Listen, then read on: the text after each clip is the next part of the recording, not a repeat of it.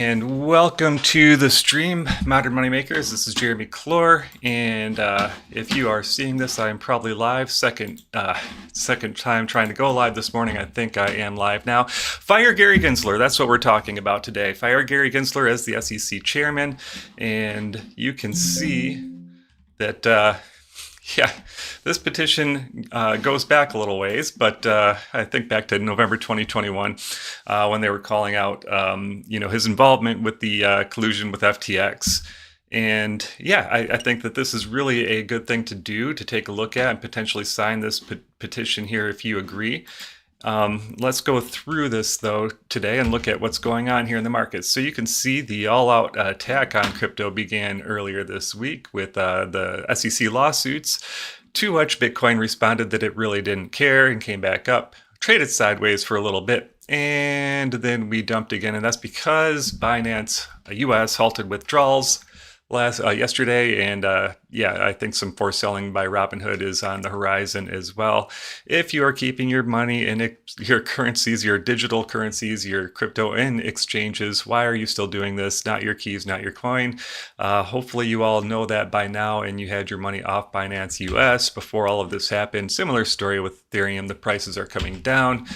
Let's take a look at what's securities and what's not securities, at least according to the SEC. Here we have down the middle things that are included in both Binance and Coinbase as securities.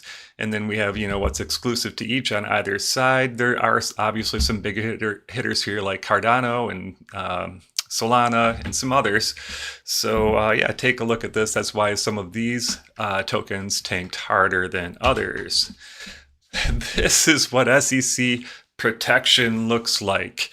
Aren't you grateful that your tax dollars go to Gary Gensler, who already made $100 million from Goldman Sachs, so he can pull the ladder up behind himself and screw you? Yes, that's exactly right.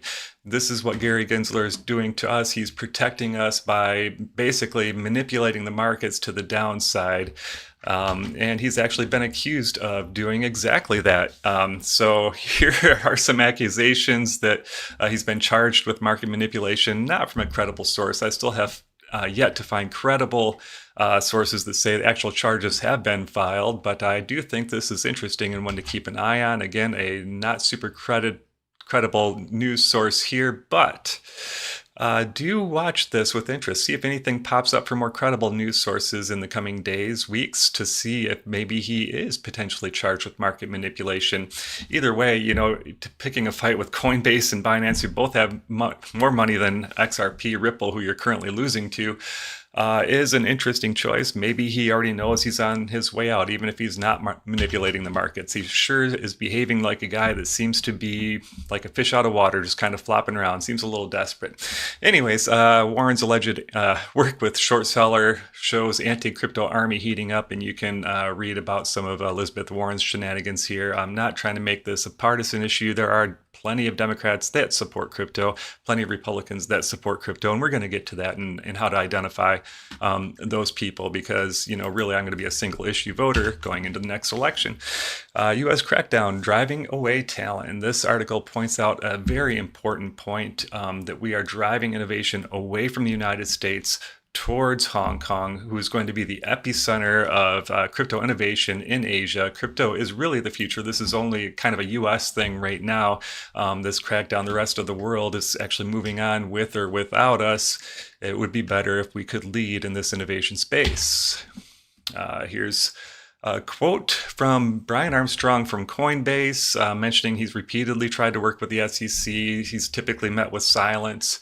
And and then they just turn around and throw a Wells notice at him, file a lawsuit against him, etc.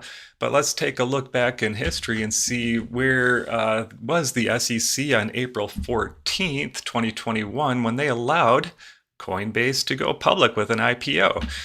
Well, let's take a look at what was on Coinbase at the time. You will see here Cardano was tradable on Coinbase. The Wayback Time Machine never lies. This is the internet back then.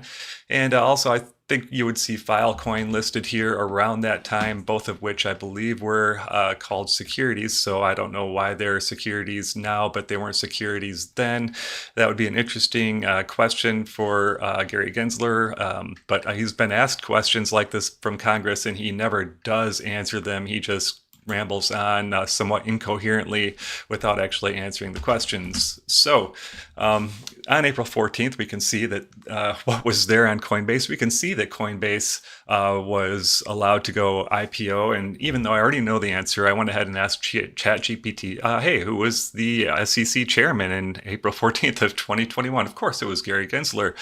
Under Gary Gensler's oversight, this was not a problem 2 years ago, and they were allowed to launch with these alleged now securities on the books. So I guess we just did a little mind changing. We just flip-flopped a little bit between now and then, or maybe we have some sort of agenda. You can go in and look at all the alleged agendas that Gary Gensler has here and the anti-crypto army has here. Those are pretty well documented. I'm not interested in that because I'm more interested in finding out who's pro-crypto, particularly going into the elections a year from now. So let's take a look at some scorecards here and see what we see. We do have the Crypto Action Network crypto scorecard, and we can look at some of our current politicians in the Senate. You see a good representation of Democrats and Republicans with A and B grades, and that does carry into the House as well. So again, this is not a partisan issue, nor should it be. This is one of those rare things where we do see a lot of support from both parties, and I think it's important to know if you are a Democrat or a Republican and you reliably vote for Democrat or for Republican, to know which politicians will serve your interests in this space and keep innovation here in the United States. So if you're a Democrat and you are looking at the next presidential election, you're not particularly excited about Joe Biden, give this guy a look. Robert Kennedy. He is a pro-crypto Democratic presidential candidate that will challenge Joe Biden in the primary. Definitely worth a look. Let's go over here and see how else we might get involved. You can join Crypto 435. This is an initiative where you can help reach out to policymakers and take action and make your voice heard and help advance crypto and keep innovation here in the US. And I'd like to just go through with some pretty well-known top pro-crypto politicians. Andrew Yang, I think, is an independent now, but obviously ran Democratic previously. Eric Adams, Democrat. Francis Suarez, Republican. Cynthia Lummis, Republican. Ron Wyden, Democrat. Tom Emmer, Republican. Stacey Plaskett, Democrat. And Pat Toomey, Republican. Pretty good split there. So again, just really driving the point home today that there's really no excuse to drive this innovation away from the U.S. The erratic behavior by Gary Gensler as SEC chairman, even if he's not formally accused of market manipulation, you can certainly see that his impacts, his statements in lawsuits move the markets. They do hurt people. Who is he protecting here? He's not protecting anyone but himself and potentially some digital version of the US dollar.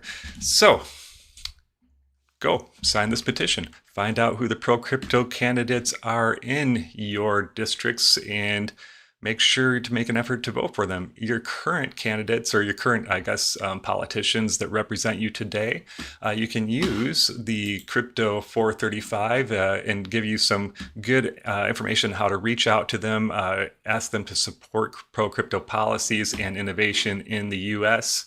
So I'll just leave this page here as I get ready to sign off.